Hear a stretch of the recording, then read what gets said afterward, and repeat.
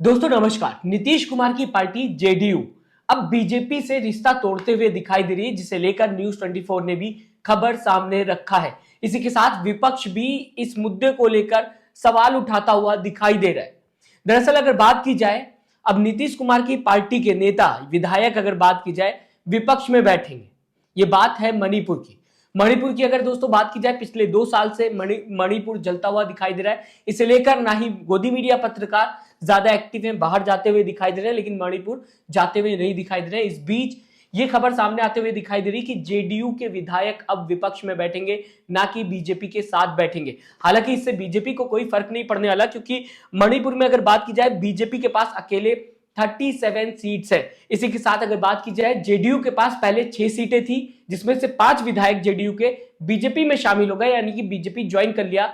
एक जो बचा हुआ विधायक था, अब वो भी विपक्ष में बैठने की तैयारी कर रहा है, यानी कि साफ होता हुआ दिखाई दे रहा है कि अब जेडीयू का एक जो बचा हुआ मणिपुर में विधायक है जो बीजेपी के साथ, वो सीधा सीधा विपक्ष में जाता हुआ दिखाई दे रहा है। लेकिन बात सिर्फ मणिपुर की नहीं है।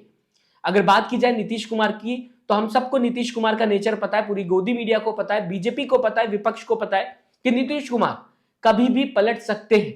और ऐसे में मणिपुर में अपने विधायक को बीजेपी से हटाकर विपक्ष में बैठाना, यह सवाल खड़ा करता हुआ दिखाई दे रहा है। इसे लेकर दोस्तों सुप्रिया शिनेत क्या लिखते हुए दिखाई दे रही है, पढ़ के बताना चाहूंगा। सुप्रिया शिनेत का यह ट्वीट आपकी स्क्रीन पे।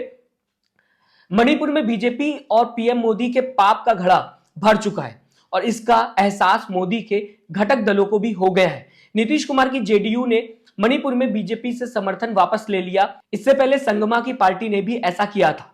एक जलते हुए राज्य को उसके हाल पर छोड़ने का पाप किया है नरेंद्र मोदी ने। ये लिखते हुए सुप्रिया शिनेत इस पूरी खबर पर दिखाई दे रही है। दोस्तों मणिपुर की अगर बात की जाएगी, पिछले 2 साल से हालात बद से बदतर है। ऐसे में ना ही गोदी मीडिया पत्रकार बता रहे हैं। अगर बात की जाए, अभी हाल में इजराइल जाते हुए कुछ पत्रकार दिखाई दिए थे, विदेश जाते हैं। अभी अगर बात की जाए, अमेरिका जाते हुए कई गोदी मीडिया पत्रकार दिखाई दिए, लेकिन अपने ही देश में मणिपुर की रिपोर्टिंग नहीं कर पा रहे ये गोदी मीडिया पत्रकार। सरकार से सवाल नहीं पूछ पा रहे कि इतने साल हो रहे, क्यों नहीं स्थिति सही हो रही है मणिपुर की। और इस बीच सोच सकते हैं आप, बीजेपी की साथी जेडीयू अब साथ छोड़ते हुए बीजेपी का नजर आ रही है। हालांकि कोई फर्क नहीं पड़ने वाला, लेकिन बहुत बड़ी खबर है दोस्तों। ऐसे हालात हैं कि जेडीयू के नेता अब विपक्ष में बैठने के लिए तैयार है कि ठीक है हम विपक्ष में बैठ जाएंगे, लेकिन बीजेपी के साथ मणिपुर में अगर बात की जाए नहीं बैठेंगे।